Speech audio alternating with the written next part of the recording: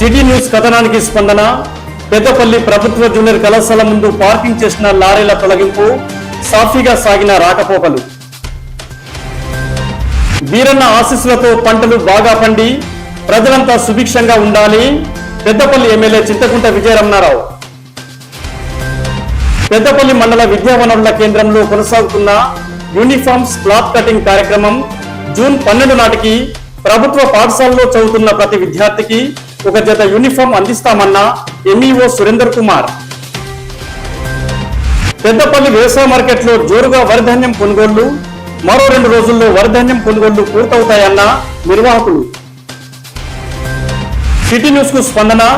గౌరెడ్డిపేట సెంటర్లో ఆదివారం ధాన్యం కొనుగోలు చేపట్టిన పెద్దపల్లి పిఎస్సిఎస్ అధికారులు సెంటర్ కు సకాలంలో లారీలను పంపించి ధాన్యం బస్తాలను రైస్ మిల్లులకు తరలించాలని సంబంధిత అధికారులను కోరిన రైతులు. అప్పన్నపేట జెడ్పీహెచ్ఎస్ పాఠశాలలోని గోదాం నుండి నోట్ పుస్తకాలను ఈ రోజు నుండి జిల్లాలోని ఎంఆర్సీలకు పంపిణీ చేయడం జరుగుతుందని తెలిపిన ఎన్టీ బుక్స్ జిల్లా ఇన్ఛార్జి సతీష్ కుమార్.